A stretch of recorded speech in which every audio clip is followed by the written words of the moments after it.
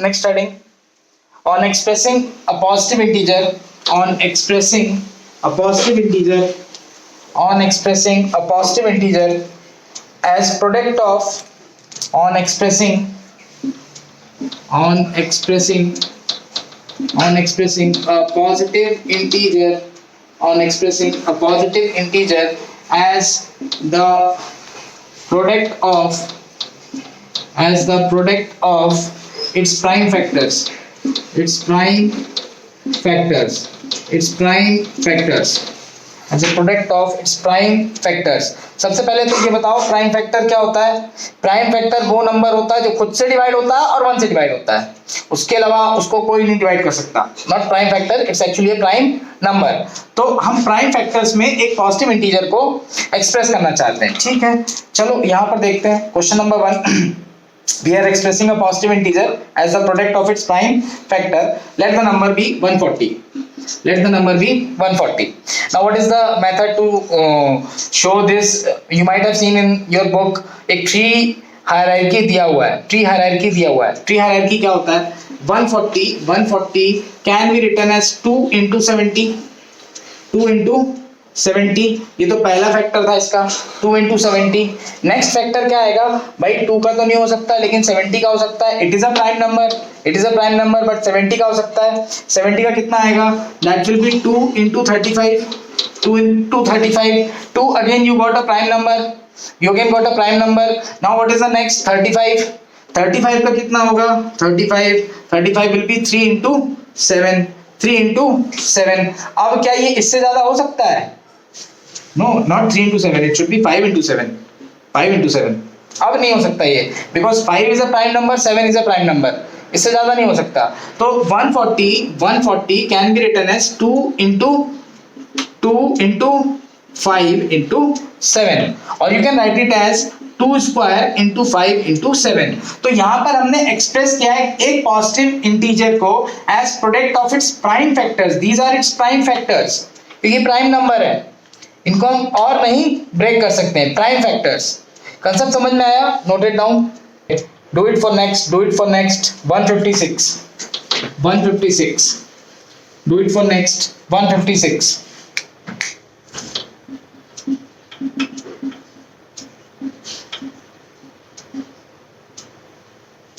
156.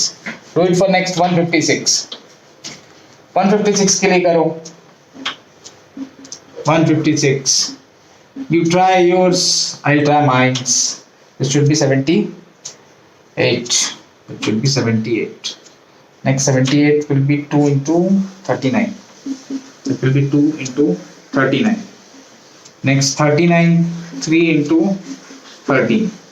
अब 13 तो ब्रेक हो नहीं सकता. So this can be written as 2 into 2 into 3 into 13, और you can write it as 2 square into 3 into 13. Clear है?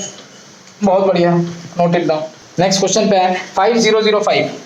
5005.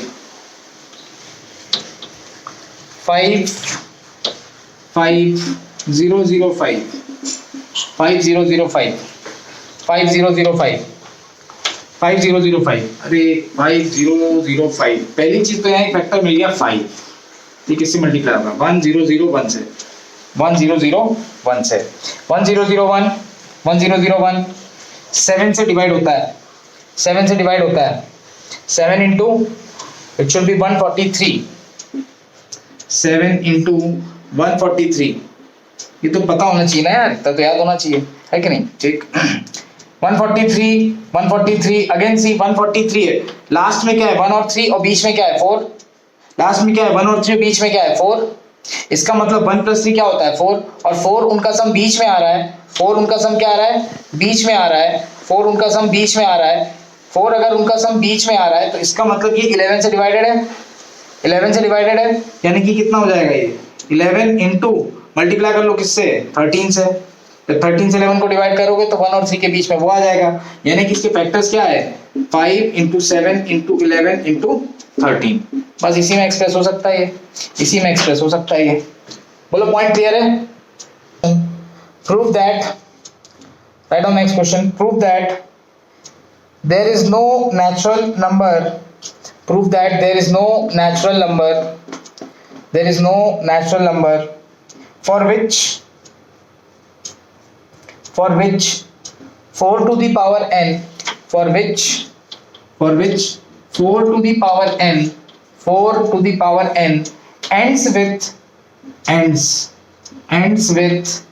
a digit 0, ends with digit 0. क्या प्रूफ करना है? There is no natural number, there is no natural number.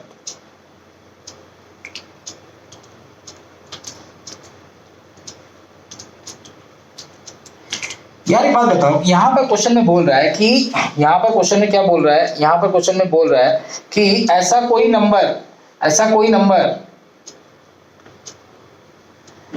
Number नहीं है natural number जिसके लिए 4 की पावर n डिजिट 0 से एंड करती हो, 4 की पावर n डिजिट 0 से एंड करती हो। तो यहाँ पर लॉजिक क्या आएगा? अगर कोई नंबर 0 से एंड हो रहा है, अगर कोई नंबर 0 से एंड हो रहा है, ध्यान से समझना, ये कोई नंबर है, मैंने 4 डिजिट का नंबर ले लिया, तुम चाहो जो भी डिजिट का नंबर ले लो। अगर ये 0 से एंड हो रहा है तो इसका मतलब ये नंबर 5 से डिविजिबल होगा, ये नंबर 5 से डिविजिबल होगा। ये तो डिविजिबिलिटी ऑफ 5 बोलती है कि ये नंबर 5 से डिविजिबल होना चाहिए, है कि नहीं? इसका मतलब वो जो नेचुरल नंबर की बात कर रहा है कि कोई नेचुरल नंबर नहीं, हम मान रहे हैं कि वो नेचुरल नंबर है। अगर वो नेचुरल नंबर है तो वो 5 से डिविजिबल होगा। तो अगर वो 5 से डिविजिबल है तो इसका मतलब इसका जो फैक्टर होगा उसमें 5 आएगा। इसका मतलब इसका जो फैक्टर होगा उसमें क्या आएगा? 5 आएगा। तो अब इसका फैक्टर क्या आएगा? ये तो 4 की पावर n है, इसको क्या लिख सकते हैं? 2 स्क्वायर की power n, that is 2 to the power 2n, 2 to the power 2n। तो यानी कि यहाँ पर एक चीज बताओ, यहाँ पर 4 की पावर n का फैक्टर क्या आ रहा है? 2 ही तो आ रहा है सिर्फ। 4 की पावर n का फैक्टर क्या आ रहा है? 2 ही आ रहा है। It does not contain any factor 5, it does not contain any factor 5। कोई और प्राइम फैक्टर्स है क्या इसके? नहीं है। Therefore there is no natural number जहां पर 4 की power n should end with 0। Is the point clear? Write down same pattern पे एक और क्वेश्चन है। Show that 12 to the power n, show that 12 to the power n, अभी 4 की power n था, next question is 12 to the power n। Show that 12 to the power n cannot end with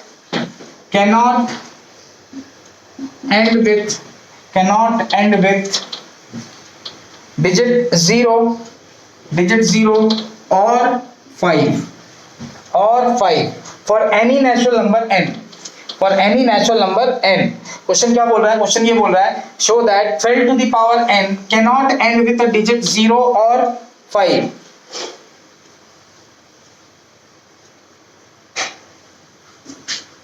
concept तो same है। 12 का हमको क्या करना पड़ेगा? प्राइम फैक्टराइजेशन देखना पड़ेगा। 12 का prime factorisation 2 into 2 4 into 3, that is 2 square into 3। तो यानी कि 12 की power n is equal to 2 की पावर 2n into 3 की पावर n। तो इसके कॉमन फैक्टर्स ही क्या है? 2 और 3। कॉमन फैक्टर 2 और 3 है। अगर कॉमन फैक्टर में 5 आता तो कंफर्म ये 0 पे एंड हो सकता था या 5 में एंड हो सकता था, लेकिन इसका कॉमन फैक्टर में 5 है ही नहीं, सिर्फ क्या है? 2 और 3। Therefore it does not and with 0 और 5। It does not, you have to write this statement है ना, since it does not contain prime factor 5, therefore the end digit should not be 0 as 5। This is the statement you have to give। Is the concept clear? सबको समझ में आ गया? चलो यहाँ पर एक और चीज देख लेते हैं। अभी जैसे 12 की पावर n दिया था, इसकी जगह कभी क्वेश्चन में आ जाता है, आपके एनसीईआरटी में क्वेश्चन दिया होता है 6 की पावर n। 6 की पावर क्वेश्चन कुछ ऐसा रहता है, check whether 6 to the power n can end with digit 0। check whether 6 to the power n can end with digit 0 for any natural number small n, ठीक है। तो यहाँ पर क्या बोल रहा है? चेक करने को बोल रहा है। यहाँ तो ये नहीं बोल रहा शो करना है, यहाँ बोल रहा है चेक करना है कि 6 की power n can and with digit 0, क्या इसकी पावर n में कोई भी n की वैल्यू रखो, क्या ये 0 पे एंड हो सकती है या नहीं हो सकती है, क्वेश्चन ये पूछ रहा है। सो हम 6 के कॉमन फैक्टर्स देखेंगे, दैट इज 2 into 3। तो 6 की पावर n का क्या हो जाएगा, 2 की पावर n into 3 की power n, and we should know, and we should क्या, we know that if any number power, जो भी हमारे पास नेचुरल नंबर आता है उसका एंड डिजिट अगर 0 है तो इसका मतलब उसका एक प्राइम फैक्टर क्या होना चाहिए, 5। उसका एक प्राइम फैक्टर क्या होना चाहिए, 5। लेकिन यहां पर प्राइम फैक्टर क्या है, 2 और 3। So it can not and with a digit 0, it can not and with the digit 0। I hope the question is clear, the question is clear. Write down next question, write down next question. Explain why. Question. Explain why. Write down next question. Explain why 3 into 5 into 7 plus 7 is a composite number. Composite number question में बोल रहा है explain why 3 cross 5 cross 7 plus 7 is a composite number. ठीक है, देखो दो प्रकार के नंबर होते हैं, एक होता है प्राइम नंबर, दूसरा होता है कंपोजिट नंबर। प्राइम नंबर यानी कि जो खुद से डिवाइड होता है या 1 से डिवाइड होता है, पर कंपोजिट नंबर में एक से ज्यादा फैक्टर होते हैं, एक से ज्यादा फैक्टर होते हैं। यानी कि यहाँ पर जो कंपोजिट नंबर दिया हुआ है वो क्या दिया हुआ है, 3 क्रॉस 5 क्रॉस 7 प्लस 7। यहाँ से 7 अगर कॉमन ले लोगे तो यहाँ कितना बचेगा, 3 into 5 15 प्लस यहाँ कितना बचा 1। So this number is 7 into 16। Now 16 has factors, 16 has factors, यानी कि this number is a composite number। 16 के तो फैक्टर्स होते हैं ना, प्राइम फैक्टर्स होते हैं। अगर प्राइम फैक्टर नहीं होते तो यहाँ पर ये कंपोजिट नंबर नहीं होता, लेकिन यहाँ पर तो ये डिविजिबल है, अभी ये डिविजिबल है। अगर ये डिविजिबल है तो इसका मतलब ये क्या है, कंपोजिट नंबर। पॉइंट क्लियर,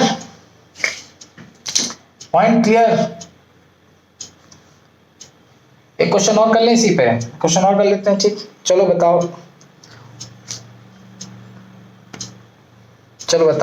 क्या ये कंपोजिट है कि नहीं। 7 cross 11 cross 13, 7 cross 11 cross 13, 7 cross 11 cross 13 plus 13, is it a composite number? Is it a composite number?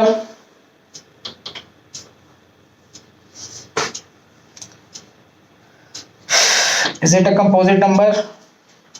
देख लेते हैं, यहां से 13 कॉमन आ रहा है, ये कितना हो गया 77 plus 1, yes 13 into 78, it has factors, therefore it is a composite number। Concept clear हो गया, कंपोजिट नंबर, प्राइम नंबर, कैसे फैक्टर्स निकालते हैं। ठीक है, नाउ